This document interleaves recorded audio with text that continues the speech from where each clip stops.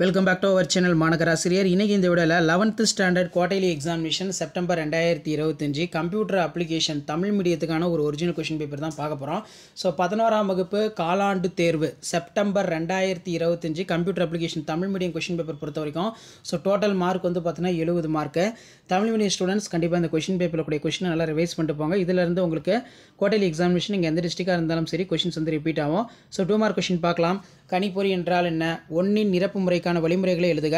அறிவுறுத்தல் என்றால் என்ன? நேரம் பகிர்தல் இயக்க அமைப்பின் நன்மைகள் மற்றும் தீமைகள் என்ன? நெக்ஸ்ட் வந்து பார்த்தீங்கன்னா ஓப்பன் ஆஃபீஸ் ரைட்டரில் உள்ள பல்வேறு தொகுப்புகள் யாவை?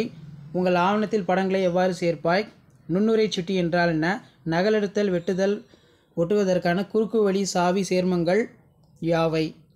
அதே மாதிரி பார்த்தீங்கன்னா ஏதேனும் 6 வினாக்களுக்கு இடையிலே 6x3 18, ஏதேனும் 3 வெளியீட்டு சாதனங்களை விளக்குக. இருநிலை எண் முறை குறிப்பு வரைக. கணிப்பொறியில் பயன்படுத்தப்படும் இடைமுக மற்றும் தொடர் முகங்களை எழுதுக. ஒரு கோப்புரை உருவாக்கப்படும் 2 வழிமுறைகளை எழுதுக. மறுசுழற்சி பெட்டினை பற்றி சிறுகுறிப்பு வரைக. அட்டவணையின் வரிசைகள் மற்றும் நெடுவரிசைகளை எவ்வாறு சேர்க்கலாம்? ஸோ அதுக்கு கீழே வந்து பார்த்தீங்கன்னா 5 மார்க்கு 5x5 25. இதில் கணிப்பொறியின் பல்வேறு தலைமுறைகளை விளக்குக. பின்வரும் பதின்ம எண்களுக்கு 1இன் நிரப்பி மற்றும் 2இன் நிரப்பிகளை காண்க.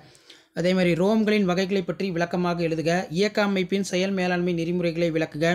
ஒரு கோப்பு அல்லது கோப்புரை தேடி கண்டுபிடிக்கும் பல்வேறு வழிமுறைகளை விளக்குக.